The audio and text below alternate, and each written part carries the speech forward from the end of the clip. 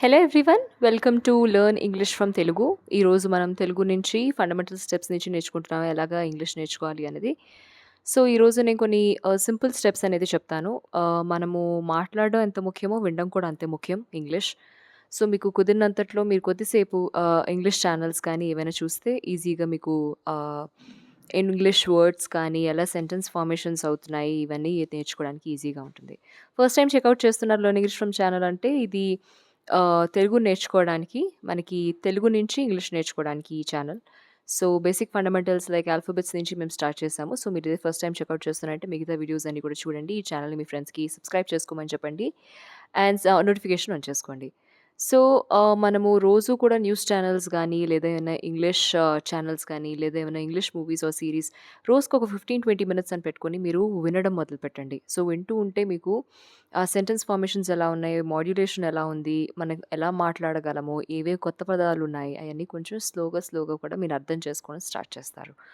And మాట్లాడడం. So వినడం ఎంత ఇంపార్టెంటో మాట్లాడడం కూడా అంతే ఇంపార్టెంట్. ఫర్ ఎగ్జాంపుల్ మీరు నా సెషన్స్‌లో గానీ, ఎక్కడైనా మీరు వింటున్నప్పుడు గానీ, మీరు ఒక పదం తెలుసుకున్నారు అంటే, దాన్ని మీరు వాడుక భాషలో యూజ్ చేయడానికి ట్రై చేయండి.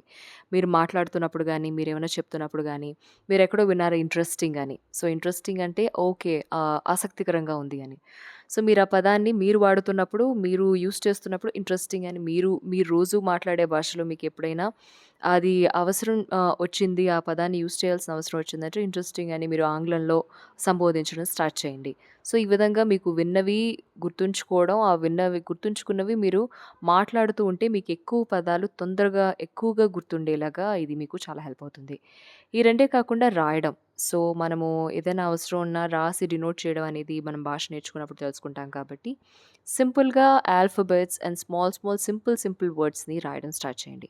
ఫస్ట్ ఏ టు జీ మీకు అన్ని ఆల్ఫాబెట్స్ అన్ని పర్ఫెక్ట్‌గా వచ్చేసినట్లయితే, సో, వాటితో different fruit names and vegetable names అవి చాలా సింపుల్ అండ్ బేసిక్.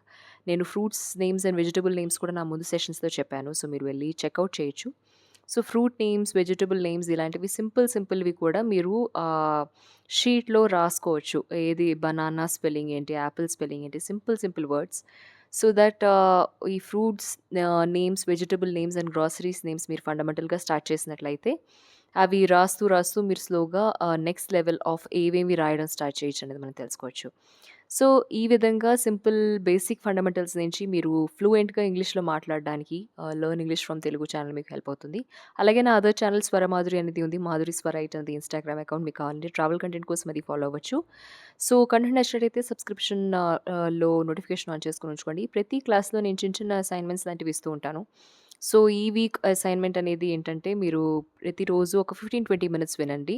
అండ్ అందులో నుంచి ఇంట్రెస్టింగ్ వర్డ్స్ ఏవైతే ఉన్నాయో అవి మీరు గుర్తుంచుకొని మీరు రోజు వాడేటప్పుడు మాట్లాడడం మొదలుపెట్టండి.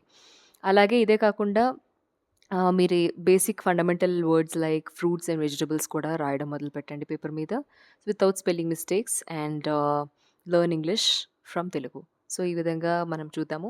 నెక్స్ట్ మీరు ఏ బేసిక్ ఫండమెంటల్ టాపిక్ గురించి తెలుసుకోవాలనుకుంటున్నారో కామెంట్ సెక్షన్‌లో తెలియచేయండి. నేను డెఫినెట్‌లీ దాని గురించి ఎక్స్‌ప్లోర్ చేసి చెప్తాను. అంతవరకు కీప్ లెర్నింగ్.